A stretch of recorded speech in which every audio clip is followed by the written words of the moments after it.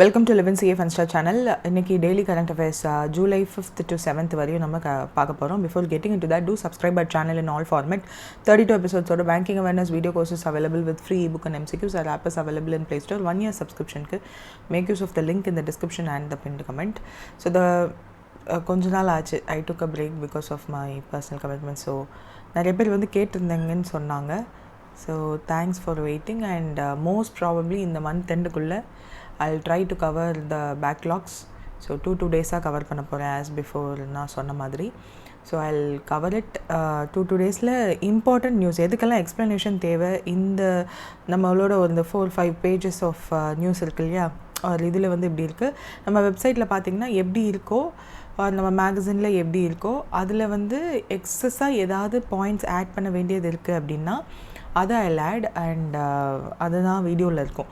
So that you can take அந்த நம்ம வெப்சைட்டில் இருக்கிற நோட்ஸ் எடுத்துக்கிட்டு நான் சொல்கிற எக்ஸ்ட்ரா பாயிண்ட்ஸையும் கொஞ்சம் ஆட் பண்ணிக்கிட்டிங்கன்னா it will be easy. And சில இது வந்து புரியாத மாதிரி இருக்கும் என்ன சொல்கிறாங்கன்றது. ஸோ அதையுமே வந்து ஒரு தடவை பார்த்துக்கிட்டிங்க அப்படின்னா this will be useful for you. So அதுதான் ஜென்ரலி நம்மளோட வாட் டு சே வீடியோவில் ஃபார்மேட்டில் நம்ம என்ன சொல்ல வருவோம்னா அதுதான். ஸோ எக்ஸ்ட்ரா பாயிண்ட்ஸ் இருக்கும் அண்ட் எக்ஸ்ப்ளனேஷன் தேவைப்படுற நியூஸஸ்க்கு எக்ஸ்ப்ளனேஷன் இருக்கும். So that's it. So the first news is world bank data வந்து ஒன்று ரிலீஸ் பண்ணியிருக்காங்க இந்தியாவோட கினி இண்டெக்ஸ் ஸ்கோர் ரிலேட்டடாக 2022. ஆக்சுவலாக இது வந்து ஃபினான்ஷியல் இயர் 2022-23 அப்படின்றது தான் 2022 கொடுத்துருக்காங்க. ஸோ அந்த இது ரிலீஸ் பண்ணும்போது 4th குளோபல் இன்கம் ஈக்குவாலிட்டியோடு நம்ம இருக்கோன்றது சொல்லியிருக்காங்க. ஸோ அதில் ஸ்கோர் ஒன்று சொல்லியிருந்தாங்க, அந்த ஸ்கோர் எவ்வளோன்னு கேட்டிருக்காங்க, which is 25.5 அப்படின்றது தான். ஸோ இது மட்டும் இல்லாமல் 4th குளோபல் இன்கம் ஈக்குவாலிட்டியோடு இருக்கிறது மட்டும் இல்லாமல் மோஸ்ட் ஈக்குவல் சொசைட்டி டுடே அப்படின்னா அது இந்தியா தான்ற மாதிரி சொல்லியிருந்தாங்க. So 4th most equal country globally அப்படின்னா இந்தியா. ஸோ ஃபஸ்ட்டு இந்த கினி இண்டெக்ஸ் அப்படின்னா என்னென்னு ஃபஸ்ட்டு நம்மளுக்கு தெரியணும். பிகாஸ் அது தெரிஞ்சால் தான் இது முதல்ல எதை பேஸ் பண்ணி இருக்குது அப்படின்னு தெரியும். Gini index or Gini coefficient இதை வந்து 1912 அப்போது இட்டாலியன் ஸ்டாட்டிஸ்டியன் கொரடோ கினி அப்படின்றவர் தான் வந்து இன்கம் இன்இக்வாலிட்டியை பொறுத்து, இன்கம்மை பொறுத்து, அவங்க சம்பாதிக்கிற சம்பாத்தியத்தை பொறுத்து மக்களுக்கு நடுவில் என்ன இன்இக்வாலிட்டி இருக்கோ அதை கனெக்ட் பண்ணணும் அப்படின்னு நினச்சாரு. ஸோ அந்த சம்பாத்தியத்தை பொறுத்து தானே நம்மளுக்கு இன்இக்வாலிட்டி இருக்கும். ஸோ அதை கனெக்ட் பண்ணுறதுக்கு ஒரு ஸ்டாட்டிஸ்டிக்கல் டூல் வேணும் அப்படின்றதுக்காக உருவாக்குனது தான் இது. ஸோ இதை ரெப்ரசன்ட் பண்ணுறதுக்கு லாரன்ஸ் கர்வ் அப்படின்னு ஒரு கர்வை விஷுவலைஸ் பண்ணுறதுக்கு, கினி இண்டெக்ஸை விஷுவலைஸ் பண்ணுறதுக்கு லாரன்ஸ் கர்வை யூஸ் பண்ணிக்கிட்டாரு. ஸோ அதில் பிளாட்ஸ் பண்ணிவிட்டு total income received against the cumulative percentage of recipients எல்லாத்தையும் பிளாட் பண்ணிவிட்டு புவரஸ்ட்லேருந்து ரிச்சஸ்ட் வரையும் எப்படி இருக்குது அப்படின்றத பிளாட் பண்ணுறதுக்கு அந்த லாரன்ஸ் கர்வை யூஸ் பண்ணிக்கிட்டாரு. ஸோ கினி கோஎஃபிஷியன்ட் வந்து லாரன்ஸ் கர்வில் விஷுவலைஸ் பண்ணும்போது ஒரு பர்ஃபெக்ட் லைன் வந்துச்சு அப்படின்னா 45 டிகிரி லைன். பிகாஸ் அந்த இப்படி தான் இருக்கும். பாப்புலேஷன் அண்ட் இன்கம் ரெண்டையும் வந்து பிளாட் பண்ணியிருப்பாங்க. இதில் வந்து இன்கம் பேஸ் பண்ணி இன்கம் ஏர்ன்ட் எவ்வளவோ அது இங்கேயும் cumulative ஷேர் ஆஃப் பீப்புளோட ஷேர் வந்து இங்கேயும் இருக்கும். ஸோ இதை இந்த எல் ஷேப்லேயும் போடுவாங்க, இன்வெர்டட் எல் ஷேப்லேயுமே போடுவாங்க, which is not. ஸோ இதில் வந்து இந்த ஸ்ட்ரெயிட் லைன் இருந்துச்சு அப்படின்னா 45 டிகிரி ஸ்ட்ரெயிட் லைன் இருந்துச்சு அப்படின்னா லைன் ஆஃப் ஈக்குவாலிட்டின்னு சொல்லுவாங்க, லைன் ஆஃப் ஈக்குவாலிட்டின்னு சொல்லுவாங்க. அப்போ அந்த கண்ட்ரியில் இருக்க பாப்புலேஷன் எவ்வளோ இருக்காங்களோ அவங்க எல்லாரும் சம்பாதிக்கிறது எல்லாமே வந்து ஈக்குவலாக அந்த கண்ட்ரியில் இருக்க பீப்புள் எல்லாருக்கும் டிஸ்ட்ரிபியூட் ஆகிருக்குன்னு அர்த்தம், which is not so possible. அதை தவிர்த்து இப்படி பெண்ட் ஆகிற ஒரு இதுவுமே வந்து லாரன்ஸ் கர்வ்னு சொல்லுவாங்க. பிகாஸ் அதை பிளாட் பண்ணதுக்கப்புறம் ஜாயின் பண்ணுறது தான் அந்த கர்வ். ஸோ அப்படி பார்க்கும்போது 0 வந்து இங்கே பர்ஃபெக்ட்லி ஈக்குவல், 1 வந்து மேக்ஸிமம் இன்இக்வாலிட்டி ஆர் இன்இக்வல் அதிகமாக இருக்குதுன்னு அர்த்தம். ஆர் 0 to 100ன்னு கூட சொல்லுவாங்க. பிகாஸ் அந்த பர்சன்டேஜ் வைஸாக பார்க்கும்போது 0 to 100% இதில் சொல்லுவாங்க. ஸோ இப்படி பார்க்கும்போது தான் இந்த 28.8 அப்படின்னு சொல்லி 28.8ன்னு சொல்லி 2011-12 இருந்த நம்மளோட அந்த ஸ்கோர் 25.5ன்னு வந்திருக்கு, which is a huge improvement. So consistent progress வந்து நம்ம சோஷியல் ஈக்குவாலிட்டியில் பண்ணியிருக்கோம் அப்படின்றது வந்து இது காட்டுது. Also we are placed under moderately low inequality. மாட்ரேட்லி low inequality category கண்ட்ரியில் போட்டிருக்காங்க. ஸோ இந்த மாட்ரேட்லி லோ இன்இக்வாலிட்டி கேட்டகரின்றது எப்போ கொடுப்பாங்க ஒரு கண்ட்ரிக்கு அப்படின்னா அவங்களோட ஸ்கோர் 25 to 30க்குள்ளே இருந்துச்சுன்னா. ஸோ நம்மளோட ஸ்கோர் அதிலே தான் இருக்குது. ஸோ அதனால தான் இந்த பொசிஷனில் இருக்கும். இந்தியாவோட ranks ahead of certain countries like China, US and all G7 and G20 countries. So சைனாவோட ஸ்கோர்லாம் பார்த்தீங்கன்னா 35.7, யூஎஸில் இப்போ அதிகமாகிடுச்சு 41.8. All G7 and G20 countries connect பண்ணும்போது அது எல்லாத்த விட இந்தியாவோட ranking is huge. So there is a huge difference. இப்போ யூகேலாம் பார்த்தீங்கன்னா 32.4 இருக்குது. ஸோ அந்த மாதிரி பெரிய பெரிய கண்ட்ரீஸை விட நம்ம ஒரு நல்ல பொசிஷனில் இருக்கோம். அண்ட் அந்த ஸ்கேலே வந்து அவங்க ஒரு மேப் மாதிரி போட்டிருப்பாங்க அவங்க வேர்ல்ட் பேங்க்கோட வெப்சைட்லேயே. அதில் பார்க்கும்போது அந்த ப்ளூ கலர் டிம் ஆக 25க்கும் கம்மியாக இருக்குதுன்னு அர்த்தம். ஸோ இந்தியாவோட ஸ்கோர் 25.5ன்றதுனால ரொம்ப டிம்மாக இருந்துச்சு. So there is very moderately low inequality. So poverty ரிடக்ஷனில் வேர்ல்டு பேங்க்கோட spring 2025 poverty and equity brief அப்படின்னு ஒன்று நடந்துச்சு. அதில் 171 மில்லியன் இந்தியன்ஸ் வந்து எக்ஸ்ட்ரீம் பாவர்ட்டியில் இருந்து 2011 வெளியே வந்திருக்காங்க எக்ஸ்ட்ரீம் பாவர்ட்டிலேருந்து அப்படின்னு சொல்லியிருக்காங்க. தென் ரிவைஸ் பண்ணியிருக்காங்க. இப்போது ரீசெண்டாக கூட வேர்ல்டு பேங்க் வந்து ரிவைஸ் பண்ணாங்க இல்லையா, global extreme poverty threshold 2.15 per day சம்பாதிக்கிற அதுக்கும் கீழே சம்பாதிச்சாங்க அப்படின்னா அவங்க வந்து எக்ஸ்ட்ரீம் பாவர்ட்டி லைன் கீழே இருக்காங்கன்னு அர்த்தம் அப்படின்னு இருந்ததை இந்த ரேட்டை மட்டும் மாற்றினாங்க. $3 பெர் டே விட கம்மியாக சம்பாதிச்சாங்க அப்படின்னா தே are under extreme poverty. So அவங்கள அப்படியே லிஸ்ட் பண்ணிவிட்டு அவங்களுக்கான ஸ்கீம்ஸ் அவங்களுக்கான வெல்ஃபேர் மெஷர்ஸ் எல்லாம் வந்து கவர்மெண்ட் எடுக்கணும் அப்படின்றதுனால அந்த ஒரு த்ரெஷ்ஹோல்டு வந்து கொடுத்துருந்தாங்க. ஸோ அந்த த்ரெஷ்ஹோல்டுமே மாற்றிருந்தாங்க. 2021 பர்ச்சேசிங் பவர் பேரிட்டியை பொறுத்து இதை வந்து நாங்கள் அனௌன்ஸ் பண்ணுறோன்ற மாதிரி ரீசெண்டாக நியூஸில் தான் நம்ம பார்த்தோம். அண்ட் இதுக்கப்புறம் வெல்ஃபேர் ஸ்கீம்ஸ் நம்ம இந்தியாவில் இந்த வேர்ல்டு பேங்க் இதில் இந்த ரேட்டிங்கில் வர்றதுக்கு என்ன மாதிரியான விஷயங்கள்லாம் நம்ம பண்ணோன்ற ஸ்கீம்ஸோட லிஸ்ட்டுமே வந்து பிஐபிலலாம் கொடுத்துருந்தாங்க. Jan Dhan Yojana, Aadhaar and digital identity, இதெல்லாம் வந்து ஜென்ரல் திங் தான். ஸோ இது நான் ஏன் சொல்கிறேன்னா டிஸ்கிரிப்டிவ் ரைட்டிங்க்கு கண்டிப்பாக உங்களுக்கு உதவும். IBPS POலாம் எக்ஸாம்ஸ் வந்துடுச்சு. So start thinking like that. Prelims clear பண்ணி மெயின்ஸ் போகணுன்றது நிறைய பேர் வந்து ரொம்ப ஈஸியாக போயிடுவீங்க. மெயின்ஸ் கிளியர் பண்ணுறது தான் கஷ்டமாக இருக்கும். ஸோ கரண்ட் அஃபேர்ஸ் படிக்கும்போது அந்த டிஸ்கிரிப்டிவ் பாயிண்ட் ஆஃப் வியூவில் இந்த மாதிரியான ரிப்போர்ட்ஸை நீங்கள் பார்த்து வச்சுக்கிட்டிங்கன்னா it will be very useful. So welfare schemes for equity இந்தியாவில் என்னெல்லாம் இருக்குது அப்படின்னா Jan Dhan Yojana, Aadhaar and digital identity, DBT transfer, Ayushman Bharat, stand up இந்தியான்னு சொல்லி start up India, Pradhan Mantri kharif Kalyan அன்ன Yojana. Because that is giving that particular scheme மட்டுமே வந்து ஃப்ரீ ஃபுட் கிரெயின்ஸ் கொடுக்கறதுனாலேயே நிறைய பீப்புள் எக்ஸ்ட்ரீம் பாவர்ட்டிலேருந்து வெளியில் வர்றதுக்கு ஒரு காரணமாக இருக்குது.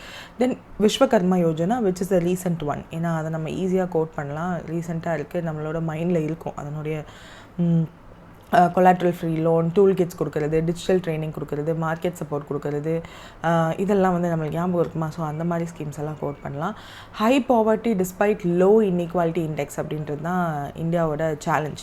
ஸோ சேலஞ்ச் அடுத்தபடி பார்த்தோன்னா இந்தியாவில் 3.65 பெர் டே தான் பாவர்ட்டி த்ரெஷ்ஹோல்டில் வச்சுருக்கோம். லோவர் மிடில் இன்கம் கண்ட்ரி தான் நம்ம. இந்தியாவோட பாவர்ட்டி ரேட் வந்து 28.1% in 2022 இருக்குது. ஸோ இந்தியாவில் இன்னும் 300 million people still live in poverty தான். ஸோ இது நம்மளோட சஸ்டைனபிலிட்டி ஆஃப் ஈக்குவலிட்டி கிளைம் பண்ணுறது கஷ்டம்தான். But yeah, considering the large number of population we are in a good position. And wage income disparity இன்னமுமே இந்தியாவில் இருக்குது. That is a second challenge. Because 10% earn 13 times more than பாட்டமில் இருக்க 10%. So இந்த Lawrence கர்வ்னு சொன்னேன் இல்லையா, இதில் அந்த டாப் 10% இருக்காங்கல்ல, அந்த டாப் 10% பீப்புள் வந்து பாட்டம் 10% பீப்புளை விட 13 மடங்கு அதிகமாக சம்பாதிக்கிறாங்க, which is not so good.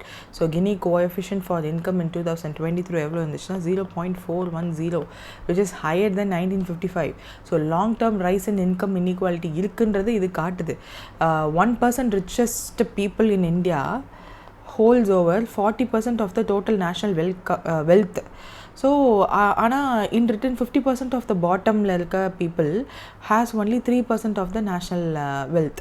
So this shows the inequality. இதை தான் வந்து நீங்கள் ஏன்னா இப்போது இந்த ஸ்கோர் வாங்கிட்டீங்க, இதுக்கு அடுத்து நீங்கள் இம்ப்ரூவ் தான் பண்ணணும் அப்படின்னா சேலஞ்சஸை சொல்லணும். அந்த சேலஞ்சஸ் என்னென்னு சொன்னால் தான் you have to act accordingly அப்படின்றத வந்து பாயிண்ட் அவுட் பண்ணுறாங்க. So deep income and wealth inequality highlight பண்ணிவிட்டு கன்சம்ஷன் பேஸ்டு மெஷர்ஸ் லைக் இதெல்லாம் வந்து நாட் ஃபுல்லி ரிஃப்ளெக்ட் ஆகலை அப்படின்றத வந்து சொல்லியிருக்காங்க. ஸோ இதில் வந்து ஈக்குவாலிட்டி இருக்குதுன்னு சொல்லியிருக்காங்களே, ஆனால் இதெல்லாம் இன்ஈக்குவல்னு காட்டுறீங்களே, அப்போ என்ன அப்படின்னா இது வந்து கன்சம்ஷனை பொறுத்து ஈக்குவாலிட்டி. நம்ம சம்பாதிச்சதை வச்சு நம்ம என்னெல்லாம் வாங்குகிறோன்னு இருக்கு இல்லையா, அதை பொறுத்து ஈக்குவாலிட்டி கொடுத்துருக்காங்க. நம்ம ஏர்ன் பண்ணுறது, அந்த ஏர்னிங் ஒரு நாளைக்கு எவ்வளோ அப்படின்றத பொறுத்து பார்க்கும்போது that is a difference. So அதுதான் வேர்ல்டு பேங்க்கோட இந்த பர்டிகுலர் இதில் சொல்லியிருப்பாங்க. வேர்ல்டு டெவலப்மெண்ட் இண்டிகேட்டர்ஸ் யூஸ் பண்ணி தான் இதெல்லாமே வந்து அவங்க இது பண்ணியிருப்பாங்க.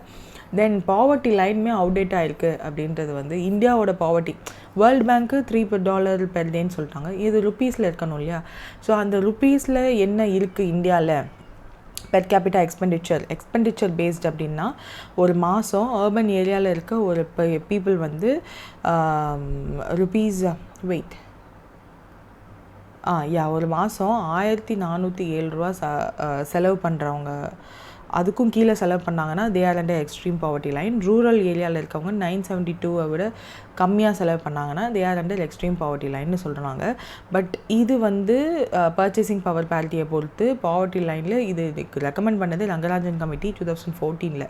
இது அவுட்டேட் ஆயிடுச்சு. இட் இஸ் மோர் தென் 10 இயர்ஸ்க்கு மேலே ஆனதுக்கப்புறமும் இந்த ஒரு த்ரெஷோல்டை வச்சுட்டு நீங்கள் பண்ணுறது தப்பு. This doesn't reflect current cost of living reality. So please do change அப்படின்லாம் ரெக்கமெண்டேஷன்ஸ் சேலஞ்சஸில் கொடுத்துருக்காங்க. ஸோ அப்டேட்டட் பெஞ்ச் மார்க் இல்லைன்னா வெல்ஃபேர் ஸ்கீம்ஸை நீங்கள் கொடுத்தும் என்ன பயன்? இப்போது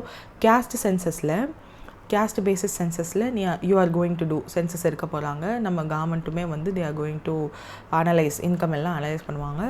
அப்போயாச்சும் they have to change this threshold. இந்த த்ரெஷோல்டை அப்போயாச்சும் they have to change. They have to check எவ்வளோ இந்த இதுக்கு கீழே இருக்கிறாங்க, எது மினிமம் அப்படின்ற ஒரு ரஃப் ஐடியாவுக்கு வரணும். ஸோ அதனால தான் இந்த recommendation is also important. And access ஆப்பர்ச்சுனிட்டிஸுமே கம்மியாக இருக்குது. Like education, health care, digital access, எம்ப்ளாய்மெண்ட்டில் தேர் ஆர் வெல்ஃபேர் ஸ்கீம்ஸ். இதை ஆக்சஸ் பண்ணுறதுக்கு equality in outcomes is not so good அப்படின்னு சொல்லிட்டு நிறையா வே ஃபார்வர்ட் ஸ்கீம்ஸ்லாம் கொடுத்துருக்காங்க.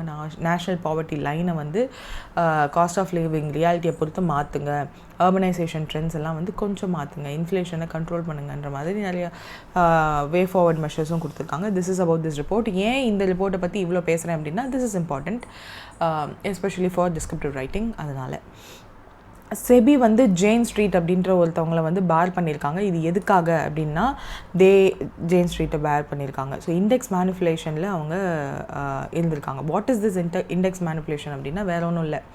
காலையில் வந்து இண்டெக்ஸில் ஃபியூச்சர்ஸ் அண்ட் ஆப்ஷன்ஸ்ன்னு 2 இருக்குது.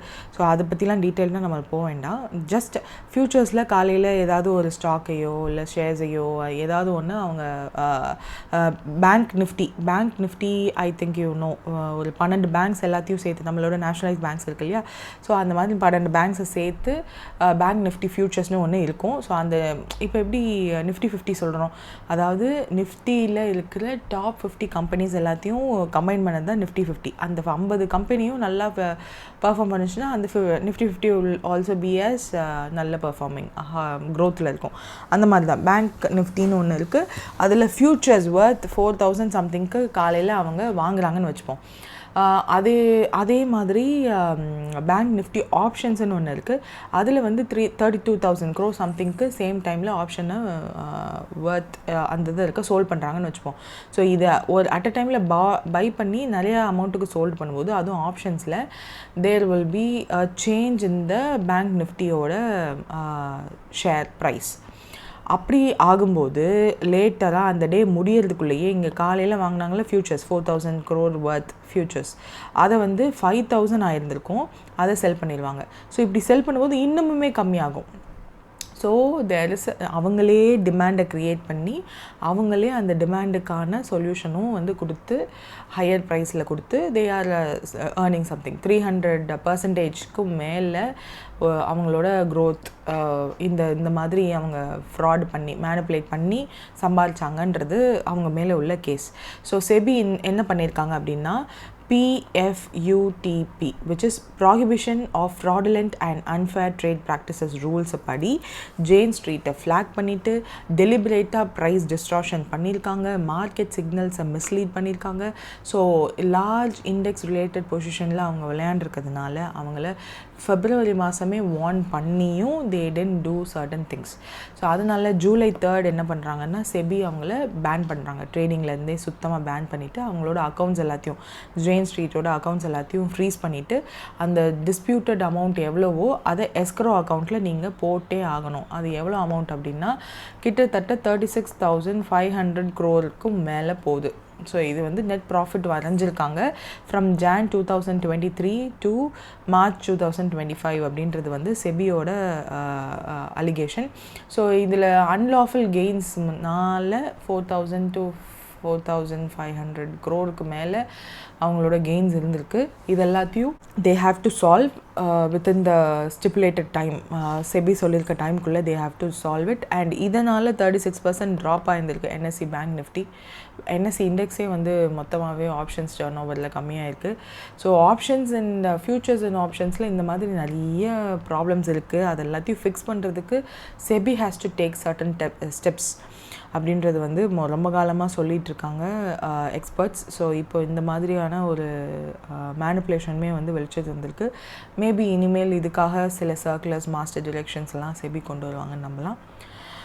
Then what is the primary reason behind the 4 trillion liquid surplus in the Indian banking system according to the recent data அப்படின்னா government spending and RBI surplus transfer. Government spending வந்து இப்போ அதிகமாகிருக்கு. Government வந்து நிறைய ஸ்கீம்ஸ்க்கான spending அதிகமாக்கியிருக்காங்க.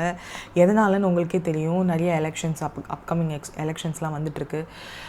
Especially Tamil Nadu மாதிரியான ஸ்டேட்ஸில் எலெக்ஷனோட speed அந்த வீரியம் அதிகம் ஆரம்பிச்சிருக்கு. அதர் தென் தட் பீகார் மாதிரியான ஸ்டேட்ஸில் நிறைய வெல்ஃபேர் ஸ்கீம்ஸ் அனௌன்ஸ் பண்ணிகிட்ருக்காங்க. அக்டோபர் நவம்பரில் they are going to face the elections. So அந்த ஒரு ஹீட் ஸ்டார்ட் ஆகவும் கவர்மெண்ட் ஸ்பெண்டிங் வந்து இப்போ தான் அதிகமாகும். நிறையா பக்கத்து ஸ்டேட்ஸ்லேயே அந்த ஸ்டேட்லேயே கூட they will do certain announcement. Central கவர்மெண்ட்டுமே பண்ணுவாங்க.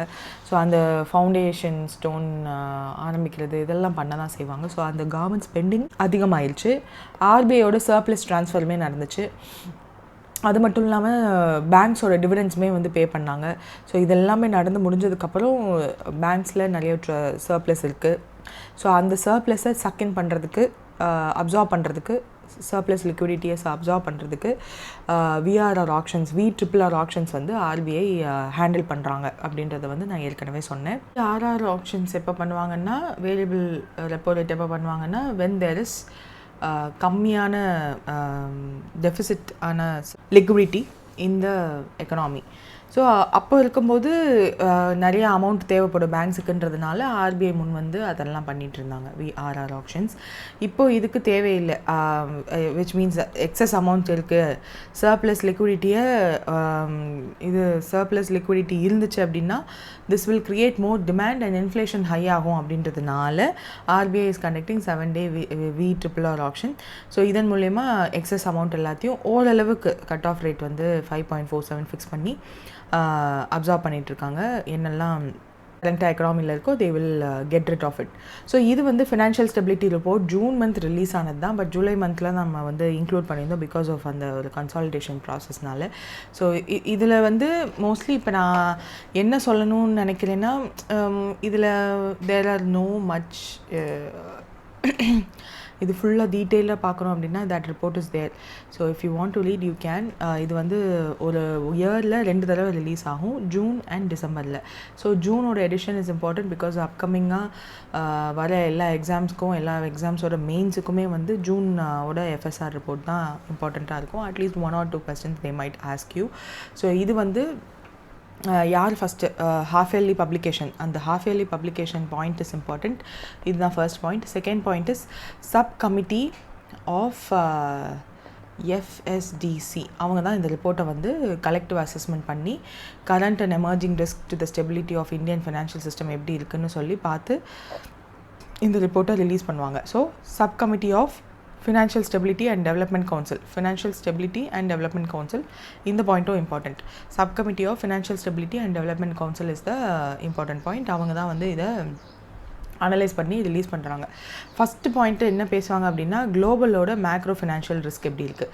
ஸோ குளோபல் லெவலில் என்ன எக்கனாமிக் பொசிஷன், எவ்வளோ ட்ரேடு எவ்வளோ நல்லா இருக்குது, ஏதாவது ப்ராப்ளம் இருக்கா, மார்க்கெட் வால்டிலிட்டி எப்படி இருக்குது, மற்ற கவர்மெண்ட்டோட பாண்ட்ஸ் எல்லாம் எப்படி பர்ஃபார்ம் பண்ணுது, ட்ரேடெல்லாம் எப்படி இருக்குது, இன்ஃப்ளேஷன் எப்படி இருக்குது மற்ற கண்ட்ரியில், ஃபினான்ஷியல் செக்டார், நான் பேங்கிங் செக்டார், பேங்கிங் செக்டார் அப்படின்னு சொல்லிட்டு எல்லா அசட் வேல்யூவேஷன் எல்லாம் எப்படி இருக்குது அப்படின்றத சொல்லி ஃபுல்லாத்தையும் அதை டிஸ்கஸ் பண்ணியிருப்பாங்க. ஸோ அது நம்மளுக்கு முக்கியம் இல்லை.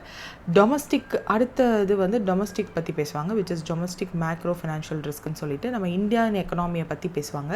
ஸோ என்னதான் global uncertainty, challenges, economic backdrop எல்லாம் இருந்தாலும் இந்தியன் எக்கனாமியோட key driver of global growth நல்லாவே இருக்குது அப்படின்னு சொல்லியிருக்காங்க.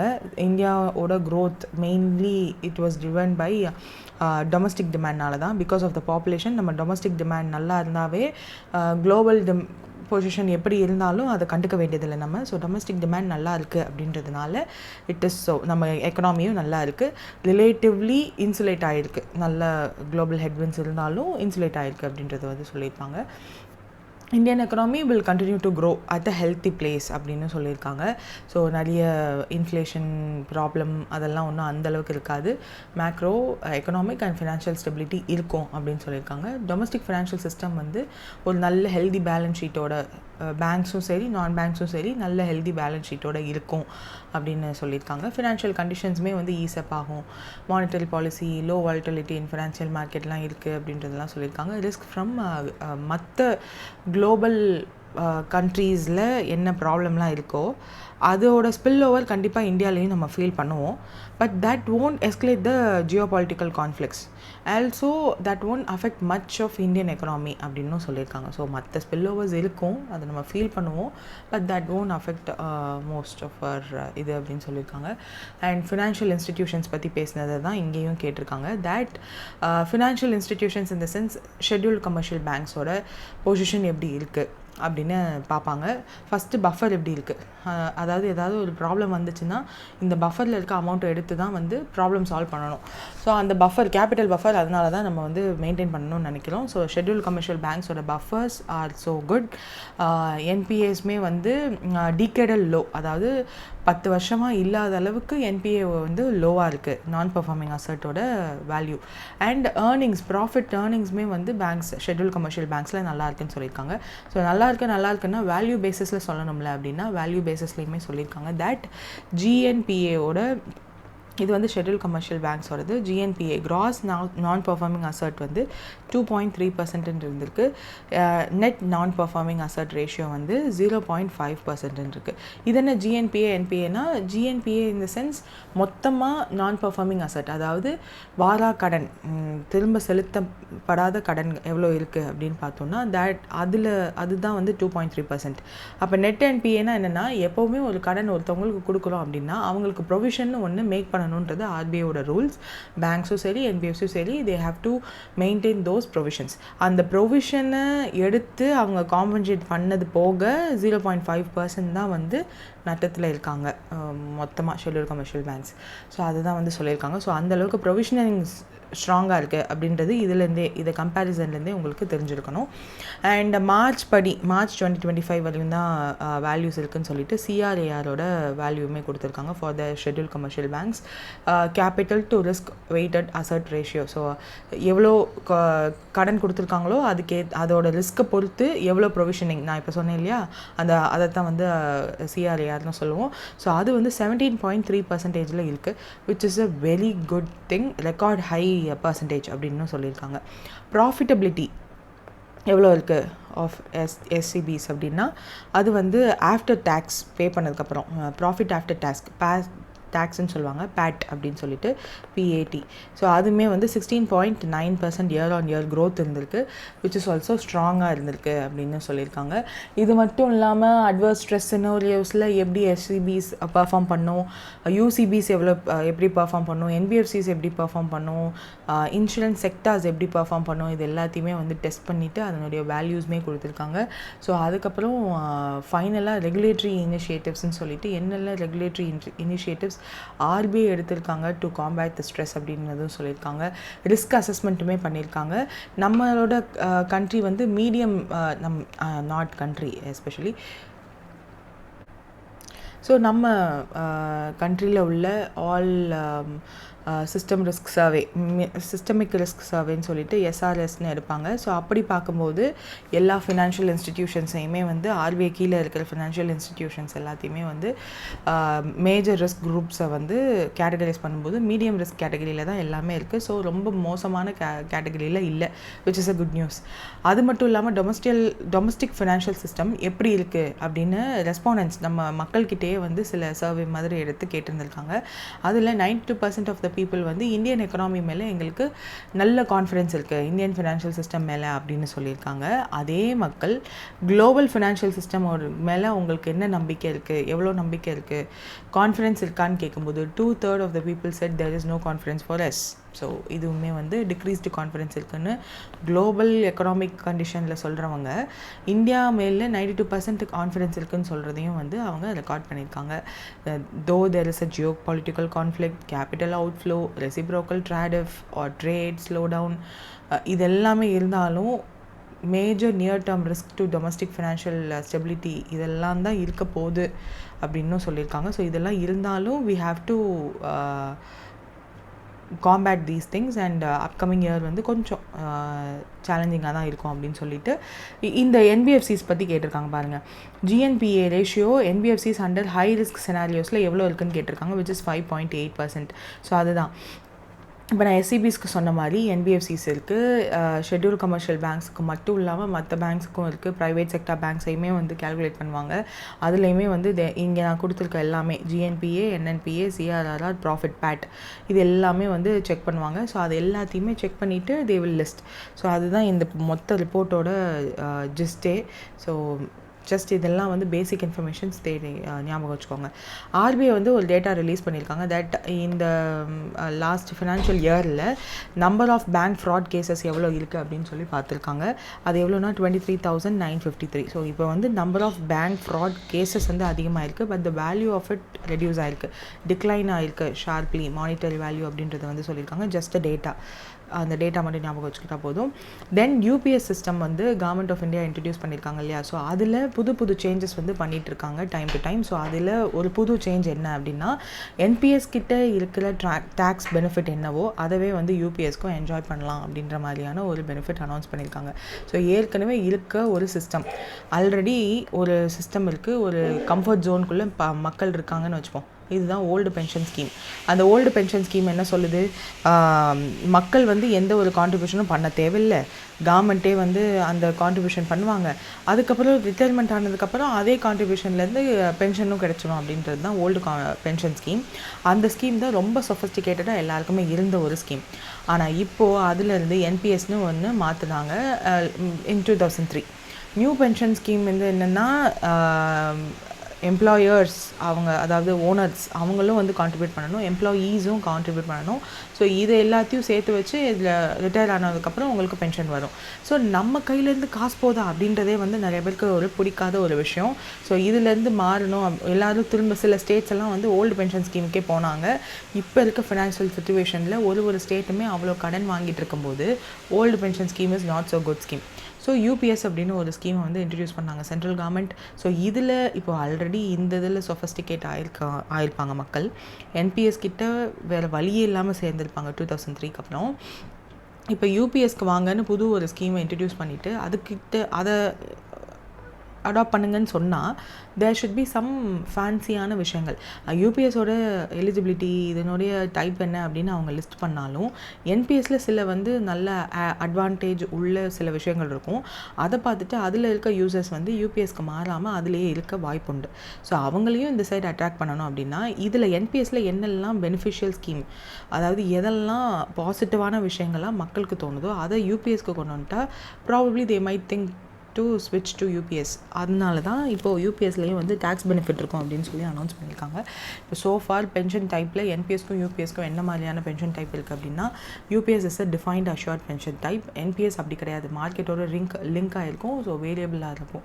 அண்ட் ரிட்டன் கேரண்டியுமே வந்து யூபிஎஸ்சில் கேரண்டீடாக இருக்கும். என்பிஎஸ்சில் there won't be such guarantees. So அந்த மாதிரி இருக்கும். ப்ரெடிக்டபிலிட்டி யூபிஎஸ்சில் ஹையாக இருக்கும், இங்கே லோவாக இருக்கும். ஃப்ளெக்சிபிலிட்டி யூபிஎஸ்சில் லோவர், ஏன்னா அது fixed, there won't be any flexible thing. and NPSல அது வந்து லோவாக இருக்கும், ஹையாக இருக்கும் ஃப்ளெக்சிபிலிட்டி. அண்ட் டேக்ஸ் பெனிஃபிட் ரெண்டுக்குமே சேம் ஆக்கிட்டாங்க இப்போது. அதனால் தே மைட் திங்க் டு ஸ்விட்ச் டு யூபிஎஸ். ஸோ ஏன்னா புதுசாக ஒன்று அனௌன்ஸ் பண்ணியிருக்கோம், மக்களை கவரணும் இல்லையா, அதுக்காக department of financial service under the ministry of finance they announce this tax benefit under NPS will be applicable to UPS also அப்படின்னு சொல்லியிருக்காங்க. So which is a good news. UPS வந்து April 1, 2025 ரெக்ரூட் பண்ணுறான் officials எல்லாருமே வந்து. அந்த April 1க்கு அப்புறம் யாரெல்லாம் வேலைக்கு போகிறாங்க 2025 ஒன் டைம் ஸ்விட்ச் தான். என்பிஎஸ்லேருந்து யூபிஎஸ்க்கு அவங்க மாறிட்டாங்கன்னா மாறினது தான். இதுக்கப்புறம் திரும்ப there is no going back. So PFRDA will take care of this. So mutatis and மியூட்டன்டிஸ்னு அங்கே ஒரு லாட்டின் டேர்ம் வந்து கொடுத்துருந்துருப்பாங்க. With necessary changes having been made அப்படின்றது தான் அதனுடைய ஃபுல் ஃபார்ம். அதனால தான் இங்கே கொடுத்துருக்காங்க. So that's it with this news. So Trinidad and Tobagoக்கு வந்து prime minister Narendra Modi visit பண்ணியிருந்தாங்க 4th ஜூலை அப்போது வந்து சில MOUs வந்து சைன் பண்ணியிருந்தாங்க. அதில் வந்து MOU அண்ட் டிஃபென்ஸ் கொலாபரேஷனும் one of the not among the அக்ரிமெண்ட்னு கேட்டிருக்காங்க. So this is not is not the one. Indian ஃபார்மசிஸ்டோட ஒரு அக்ரிமெண்ட் இருந்தது. Gita Mahotsav in port in Spain celebration நடந்தது. OCI card facility of to the 6th generation நடந்தது. 2000 laptops to school சில்ட்ரன்ஸ்லாம் நடந்தது. So இது தவிர்த்து என்னென்ன MOUஸ்ன்னு பார்க்கும்போது இந்தியன் ஃபார்மசோஃபியா அந்ததோட ஒரு MOU, Indian grant assistant for implementation of quick impact QIPs பண்ணுறதுக்காக கிராண்ட் அசிஸ்டன்ஸ் வந்து பண்ணியிருந்தாங்க. கல்ச்சுரல் எக்ஸ்சேஞ்சஸ் பீரியட் வந்து 2025 to 2028 ஃபிக்ஸ் பண்ணியிருக்காங்க. ஸோ கல்ச்சுரல் எக்ஸ்சேஞ்ச் வந்து நடக்கும் இந்தியாவுக்கும் Trinidad and Tobagoக்கும். Cooperation in diplomatic training, so நம்ம வந்து அவங்களுக்கும் அவங்க நம்மளுக்கும் டிப்ளமேட்டிக் ட்ரைனிங் வந்து நடக்கும். 2 ICCR chairs ஹிந்திக்காக they are going to do in establish பண்ண போகிறதா சொல்லியிருக்காங்க. அது மட்டும் இல்லாமல் Indian studies at university of West Indies அதுலேயுமே வந்து they are going to have a chair for Hindi. அதுக்கப்புறம் இதெல்லாம் வந்து 6 MOUs. இது மட்டும் இல்லாமல் சர்டன் அனௌன்ஸ்மெண்ட்டுமே பண்ணாங்க. OCI கார்டு அது வந்து நம்மளுக்கு ஏற்கனவே தெரிஞ்சது தான். ஸோ அதை வந்து 6th generation of Indian diaspora members Trinidad and Tobagoல இருக்காங்க. ஸோ அவங்களுக்கு வந்து OCI கார்ட்ஸ் ஃபெசிலிட்டி வந்து கொடுக்கலாம் அப்படின்னு சொல்லி 4th generation Indian diaspora members TNT அவங்க வந்து சொன்னதுனால 6th generation கார்ட்ஸுமே வந்து ப்ரொவைட் பண்ண போகிறதா சொல்லியிருக்காங்க. 2000 லேப்டாப்ஸ் டு ஸ்கூல் ஸ்டூடெண்ட்ஸ்க்கு வந்து கொடுக்க போகிறதா சொல்லியிருக்காங்க, அனௌன்ஸ்மெண்ட் பண்ணியிருக்காங்க. ஆக்ரோ ப்ராசஸிங் மிஷின்ஸ் வர்த் $1 million வர்த் மிஷினை வந்து நம்ம ஹேண்ட் ஓவர் பண்ணியிருக்கோம். நாம் தேவ்கோ அவங்கக்கிட்ட கொடுக்க போகிறோம். ஆர்டிஃபிஷியல் லிம்ப் ஃபிட்மெண்ட் கேம்ப் அது வந்து லான்ச் பண்ணியிருக்காங்க. 50 days ஃபார் 800 பீப்புளுக்கு they are going to give artificial limb fitment camp. So இந்த ஹீல் இன் இந்தியா அப்படின்ற ப்ரோக்ராம் மூலயமா மெடிக்கல் ட்ரீட்மெண்ட் என்னெல்லாம் இந்தியாவில் இருக்கோ அதை பற்றின விஷயங்கள் எல்லாத்தையும் கேம்பெயின் மாதிரி கொண்டு சேர்க்க போகிறாங்க. gift of 20 அப்படின்னு சொல்லிட்டு ஹீமோடயாலிசிஸ் யூனிட்ஸ் பண்ண போகிறாங்க. 2 C ஆம்புலன்சஸ் வந்து கொடுக்க போகிறாங்க. நம்ம இந்தியாவிலேருந்து ஹெல்த் கேர் ரிலேட்டடாக இது பண்ண போகிறாங்க. சோலரைசேஷன் பண்ண போகிறதா சொல்லியிருக்காங்க. Trinidad and Tobagoவோட ஹெட் குவார்ட்டரை ministry of foreign and CARICOM affairs ஓட ஹெட் குவார்ட்டரை வந்து சோலரைசேஷன் பண்ண போகிறதா சொல்லியிருக்காங்க. அதனுடைய ரூஃப் டாப் எல்லாம் வந்து ஃபோட்டோ வால்டிக் சோலார் பேனல்ஸ் மூலயமா செட் பண்ண போகிறாங்க இந்தியாவிலேருந்து போய். அது மட்டும் இல்லாமல் Gita Mahotsav of at Mahatma Gandhi institute வந்து இங்கே இருக்கு இல்லையா, அது வந்து செலிப்ரேட் பண்ணாங்க அன்றைக்கி. ஸோ இதில் ஆக்சுவலாக எம்ஓயூஸ் என்னென்ன நாட் அமாங் த அக்ரிமெண்ட்ஸ்ன்னு கொடுத்துருக்காங்க, பட் எல்லாமே சேர்த்துருக்கு. But yeah, don't mind. Training of pandits, Trinidad and டொபாக்கோவில் பண்டிட்ஸும் இருக்காங்க. ஸோ அவங்களுக்கும் கரீபியன் ரீஜனில் இருக்க பண்டிட்ஸ்க்கும் வந்து ட்ரைனிங் கொடுக்க போதா சொல்லியிருக்காங்க. இது எல்லாமே வந்து ட்ரினிடாட் அண்ட் டொபாக்கோக்கு நம்ம பிரைம் மினிஸ்டர் போயிருந்தபோது சில இனிஷியேட்டிவ்ஸ். இது மட்டும் இல்லாமல் கோஆலேஷன் ஆஃப் சிடிஆர்ஐன்னு சொல்லி கோஆலேஷன் ஆஃப் டிசாஸ்டர் ரெசிலியன்ட் இன்ஃப்ராஸ்ட்ரக்சர் அப்படின்னு சொல்லிட்டு அதுவுமே வந்து நடந்திருக்கு. குளோபல் பயோஃபியூயல் அலையன்ஸ் அதுவுமே வந்து நடந்திருக்கு. ஸோ இதெல்லாமே வந்து அந்த ஒரு போயிருந்தபோது நடந்ததுனால எல்லாமே India this is the one. CDRI and CBA இது ரெண்டுமே வந்து அன்றைக்கி நடந்திருக்கு. ஸோ இதெல்லாமே வந்து Trinidad and Tobago port of Spain Trinidad and Tobago போயிருந்தபோது நடந்த விஷயங்கள் 6 MOUஸோடு சேர்த்து சில அனௌன்ஸ்மெண்ட்டுமே வந்து பண்ணியிருந்தாங்க. விச் இஸ் 9 அனௌன்ஸ்மெண்ட்ஸ் ப்ளஸ் 1 அந்த CDRI and global biofuel alliance 10 இதுன்னு வச்சுக்கோங்களேன். மொத்தம் 16 அனௌன்ஸ்மெண்ட்ஸ் வந்து பண்ணியிருந்தாங்க. So that's it with this news. European யூனியனோட ஸ்டெப்ஸ் எல்லாமே வந்து முன்னோடியாக இருக்கும் மற்ற கண்ட்ரீஸ்க்கு. அந்த மாதிரி தான் இப்போயுமே வந்து யூரோப்பியன் கமிஷன் என்ன பண்ணியிருக்காங்கன்னா 2040க்கான டார்கெட் வந்து ரிலீஸ் பண்ணியிருக்காங்க. க்ரீன் ஹவுஸ் கேஸ் எமிஷனை ரெடியூஸ் பண்ணுறதுக்காக 1990 லெவல்ஸ்லேருந்து எவ்வளோ பர்சன்டேஜ் ரெடியூஸ் பண்ணணும் அப்படின்னு 2040க்குள்ளே ரெடியூஸ் பண்ணணுன்ற ஒரு டார்கெட் ஃபிக்ஸ் பண்ணியிருக்காங்க இல்லையா, அந்த பர்சன்டேஜ் என்னன்னு கேட்டிருக்காங்க, which is 90%. So European commission proposes 2040 climate emission reduction target. எப்போது ஜூலை 2 அப்போது இதில் தான் அந்த 90% நெட் க்ரீன் ஹவுஸ் கேஸ் எமிஷனை வந்து 2040க்குள்ளே 1990 லெவலில் இருந்து ரெடியூஸ் பண்ணணும். ஸோ 1990 லெவல் என்ன, green house case emission level என்ன அப்படின்றத பேஸ் இயராக எடுத்துக்கிட்டு இப்போ எவ்வளோ எமிஷன் இருக்கோ அதோட கம்பேர் பண்ணி 90% கம்மியாகுதா அப்படின்றத செக் பண்ணுவாங்க. So already European union they have நிறைய list of things not to do climate actionsக்கு ரிலேட்டடாக. Carbon market is more prevalent in European union தான். ஸ்டீல் மாதிரியான carbon emitting I am saying it as an example, carbon emitting materials அவங்க கண்ட்ரிக்குள்ளே வரணும் அப்படின்னா அதுக்கு டேக்ஸ் இருக்குது. ஸோ கண்ட்ரிக்குள்ளே வந்தாலும் சரி, அந்த கண்ட்ரிக்குள்ளேயே மேனுஃபேக்சர் பண்ணாலும் சரி, மேனுஃபேக்சரிங்கை தே ஆர் பேனிங். இம்போர்ட் பண்ணலாம், அந்த இம்போர்ட்டுக்குமே வந்து டேக்ஸஸ் ஃபிக்ஸ் பண்ணுறாங்க. So these are all the things. அதே மாதிரி இயூவோட கிளைமேட் லான்னு ஒன்று இருக்குது, which is a legislative framework. European யூனியனால் அடாப்ட் பண்ணப்பட்டது. இது வந்து கிளைமேட் நியூட்ரலிட்டியை 2050க்குள்ளே நம்ம ரீச் பண்ணணும். நம்ம கண்ட்ரி வந்து 2070க்குள்ளே அப்படின்னா அவங்க 2050க்குள்ளே ரீச் பண்ணணும்னு சொல்கிறாங்க. So that is also an important fact நம்ம தெரிஞ்சுக்க வேண்டியது. கரண்ட்லி இன்டரிம் டார்கெட்ஸாக 55% ரெடியூஸ் பண்ணணும் 2030க்குள்ளேன்னு வச்சுருக்காங்க. 2040க்குள்ளே 90%, அப்போ 2050க்குள்ளே 100% நியூட்ரலாக கொண்டு வரணுன்றது தான் அவங்களோட டார்கெட். நெட் ஜீரோ எமிஷன் தான் கொண்டு வரணும்னு சொல்லியிருக்காங்களா. So that is the scene. So இந்த target is important. And which country did prime minister Narendra Modi visit in July? So நம்ம நிறைய கண்ட்ரிஸ் விசிட் பண்ணாங்க. அதில் ஒன்று Argentina. So he is the one prime minister or president of அர்ஜென்டினாவை meet பண்ணி நிறைய bilateral trade and strategic cooperation பற்றிலாம் பேசியிருக்காங்க. Whose name is Javier Milei. So agriculture, energy, pharmaceuticals, critical minerals இது எல்லாத்த பற்றியும் டிஸ்கஸ் ஆகிருக்கு. What is the maximum percentage reduction வந்து பண்ணியிருக்காங்க இப்போ ரீசெண்டாக இந்தியன் கவர்மெண்ட் வந்து நேஷ்னல் ஹைவே செக்ஷன்ஸ்.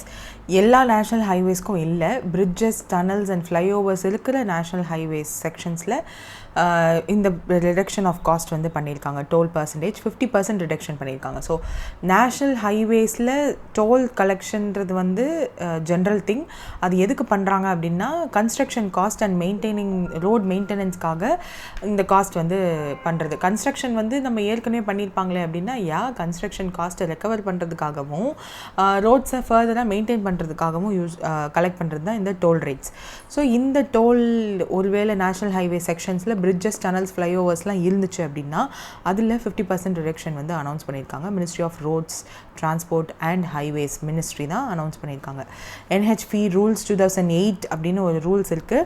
அதில் தான் இந்த ரிடக்ஷன் ஆஃப் காஸ்ட் வந்து அனௌன்ஸ் பண்ணியிருக்காங்க. ஸோ அந்த நேஷ்னல் ஹைவேயோட ஸ்ட்ரெச்சில் ஒரு bridge, tunnel, flyover or elevated roads இருந்துச்சு அப்படின்னா அந்த ஹைவேக்கு மட்டும் 50% ரிடக்ஷன் வந்து அனௌன்ஸ் பண்ணியிருக்காங்க. யூசர் ஃபீ கலெக்ஷன் ஃபார்முலா என்னன்றது கொடுத்துருக்காங்க. 10x the length of the structure or 5x the 5 times the total length of the highway section. So இது வந்து எவ்வளோ ரூபா கலெக்ட் பண்ணுவாங்கன்றதை கொடுத்துருக்காங்க. ஸோ இது ரெண்டில் ஏதாவது ஒன்று இருக்கும். ஸ்ட்ரக்சரோட லென்த் எவ்வளவோ அதனுடைய 10 times, ஆர் ஹைவே செக்ஷனோட டோட்டல் லென்த் எவ்வளவோ அதனோட 5 times. Whichever is lesser அதை தான் கலெக்ட் பண்ணுவாங்க.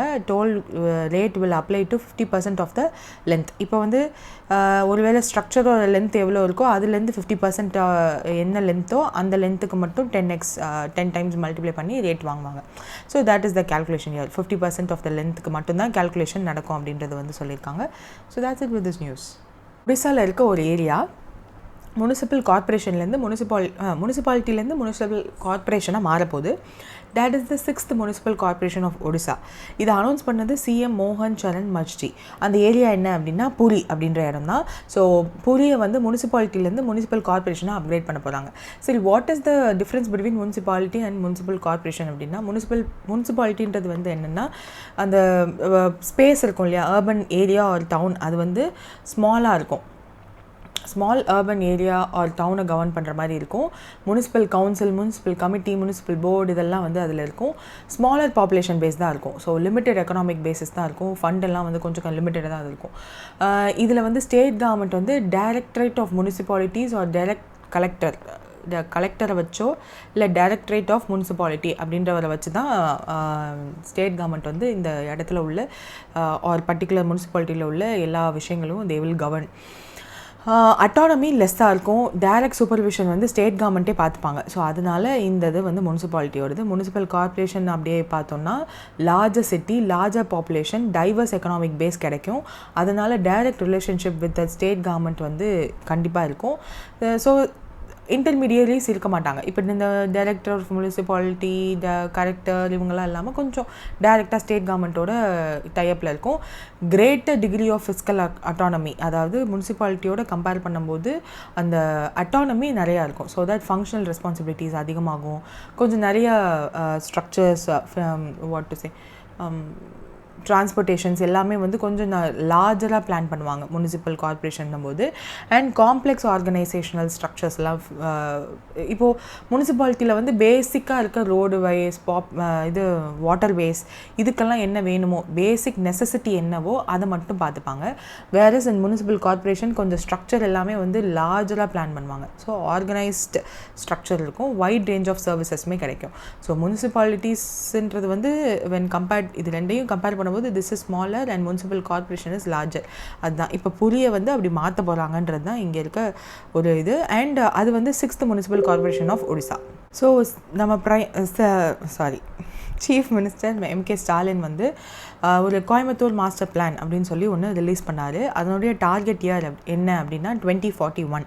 ஸோ இதில் என்ன சொல்லியிருப்பாங்க அப்படின்னா, கோயம்புத்தூர் லோக்கல் பிளானிங் ஏரியா அப்படின்னு சொல்லிட்டு ஒரு இது ரிலேட்டடாக கோயம்புத்தூருக்கான மாஸ்டர் பிளான். ஏன்னா நெக்ஸ்ட் மெட்ரோபாலிட்டன் சிட்டி ஆர் அந்த ஹப்பாக வந்து அது மாறிட்டுருக்கு அப்படின்றதுனால they are planning this. Directorate of town and country planning அவங்களும் ஹவுசிங் அண்ட் அர்பன் டெவலப்மெண்ட் டிபார்ட்மெண்ட்டும் சேர்ந்து இதை பண்ணியிருக்காங்க. இது வந்து என்ன டார்கெட்டோட பண்ணியிருக்காங்க அப்படின்னா, தமிழ்நாடோட விஷன் இருக்குது. Most of the southern states எல்லாருமே வந்து இந்த 1 trillion எக்கனாமியை வந்து டார்கெட் பண்ணுறாங்க. ஸோ நம்மளும் அதில் ஒருத்தவங்க தான். ஸோ 33% பை 2041 க்ரீன் கவர் இருக்கணும். ஸோ அதெல்லாம் வந்து இந்த மாஸ்டர் பிளானில், கோயம்புத்தூர் மாஸ்டர் பிளானில் க்ரீன் கவர்லாம் பண்ணுற மாதிரி ஒரு இது அடிஷன் பண்ணியிருக்காங்க.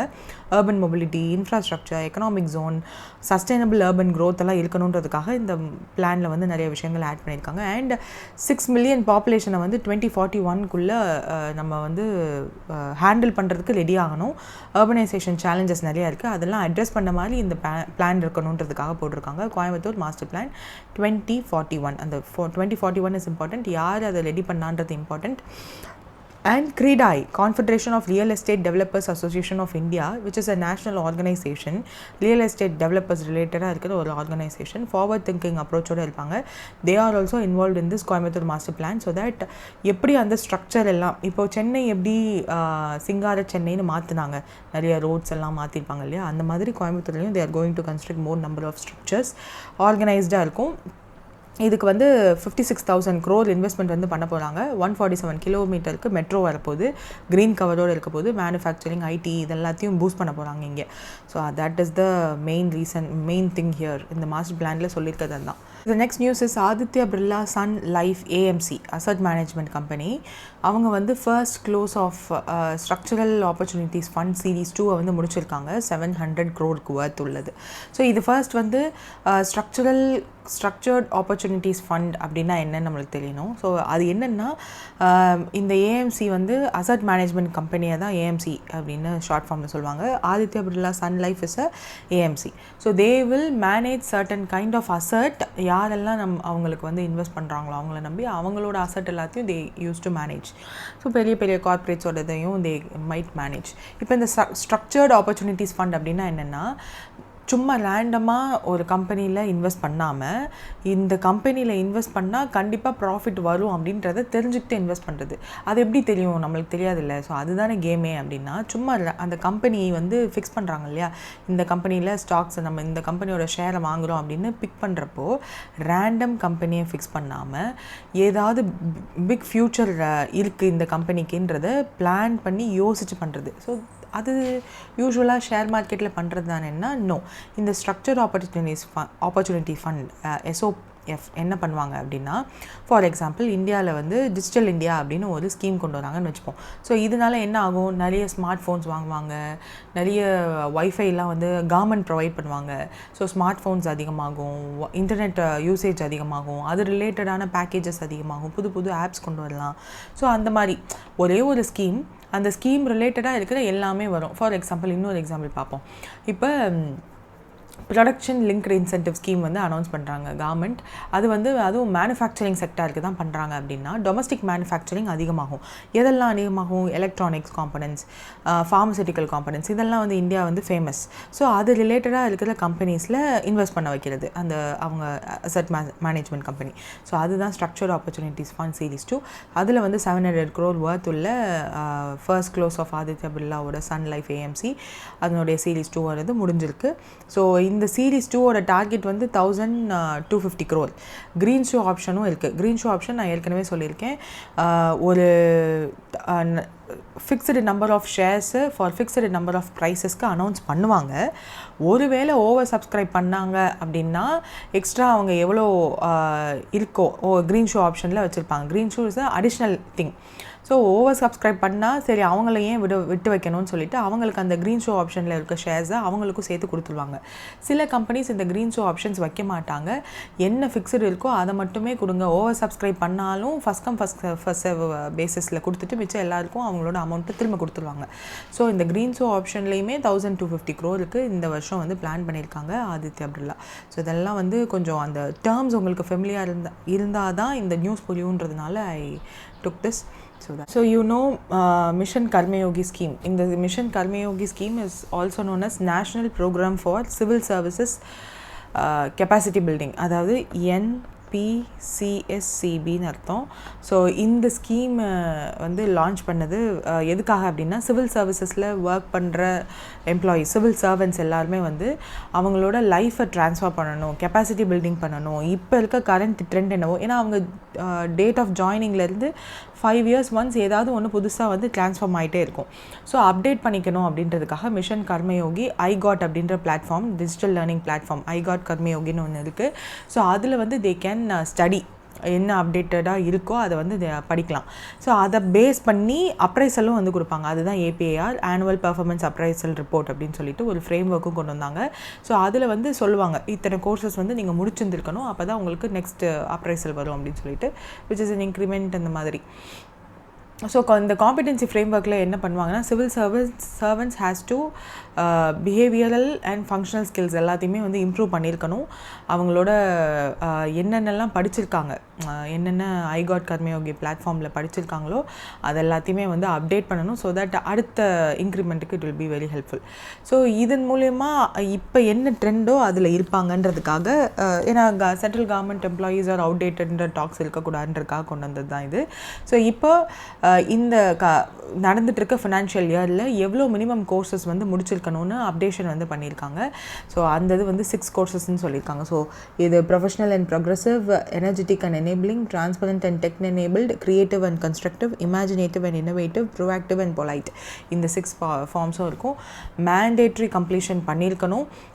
ஏபிஆர் அசஸ்மெண்ட்டோட லிங்க் பண்ணியிருக்காங்க. So this will be effective from the cycle of 2026 to 27. இது எஃபெக்டிவாக இருக்கும் சென்ட்ரல் கவர்மெண்ட் எம்ப்ளாயீஸ்க்கு அப்படின்னு சொல்லிட்டு ஆல் இண்டியா சர்வீஸ் ஆஃபீஸர்ஸ் எல்லாருக்குமே இது வந்து அப்ளிகபிள்னு சொல்லியிருக்காங்க.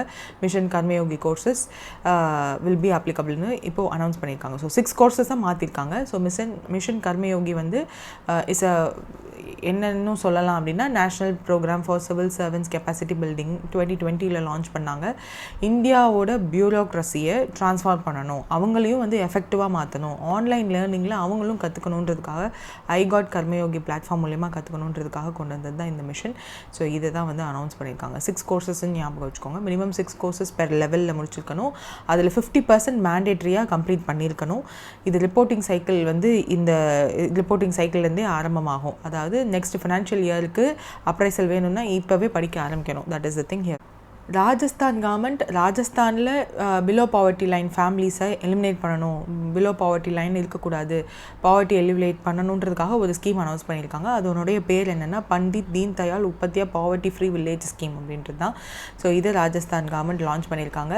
5000 வில்லேஜஸ் ஃபேஸ் 1 வந்து என்ன சொல்லியிருக்காங்கன்னா 300 crore பட்ஜெட்டோட பிபிஎல் ஃபேமிலிஸை skill building, financial inclusion, self employment மூலயமா அவங்கள வந்து பாவர்ட்டி ஃப்ரீயாக மாற்றலாம் அப்படின்ற ஒரு தாட்டோடு வந்திருக்காங்க. அவ்வளோதான், வேறு ஒன்றும் இல்லை.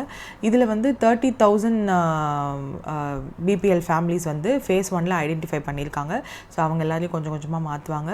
21,000 இன்சென்டிவ் இருக்குது. 1 lakh லைவ்லிஹுட் சப்போர்ட் கொடுக்க போகிறாங்க. 15,000 rupees வந்து செல்ஃப் ஹெல்ப் குரூப் விமென்க்கு வந்து கொடுக்க போகிறதா சொல்லியிருக்காங்க. ஸோ இதெல்லாம் வந்து இந்த ப்ரோக்ராமில் இருக்குது, ஆர் இந்த ஸ்கீமில் இருக்குது. ஸோ ரொம்ப நாளாக வந்து நம்மளோட Aadhaar card, PAN card, ration card, bank அக்கௌண்ட்டுன்னு எல்லாத்தையும் லிங்க் பண்ணிகிட்ருக்காங்களா.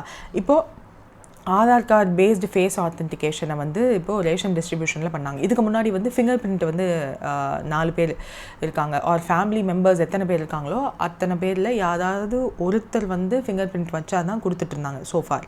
ஸோ இப்போ ஃபேஸ் ஆத்தென்டிகேஷனையும் வந்து கொண்டு வந்துட்டாங்க. ஸோ ஃபர்ஸ்ட் டைம் இந்தியாவிலேயே இம்ப்ளிமெண்ட் பண்ணுற ஸ்டேட் யாருன்னா ஹிமாச்சல் பிரதேஷ். ஸோ அவங்க தான் வந்து Aadhaar based face authentication ration டெலிவரிக்காக பிடிஎஸ் சிஸ்டம் மூலமா வாங்கிட்டு போகிறதுக்கு இனிமேல் ஃபேஸ் ஆத்தென்டிகேஷனும் வந்து they are going to use. So department of digital technology and governance தான் வந்து ஹிமாச்சல் பிரதேஷில் இதை அப்ளிகபிள் பண்ணியிருக்காங்க. ஸோ ஆத்தென்டிகேஷன் ப்ராசஸை வந்து ஸ்ட்ரீம்லைன் பண்ணி பயோமெட்ரிக் மிஸ்மேட்சஸ் ஏதாவது இருந்துச்சுன்னா அதெல்லாம் ரெடியூஸ் பண்ணணும், ஓடிபி ஃபெயிலியர்ஸ்லாம் வந்து ரெடியூஸ் பண்ணணுன்றதுக்காக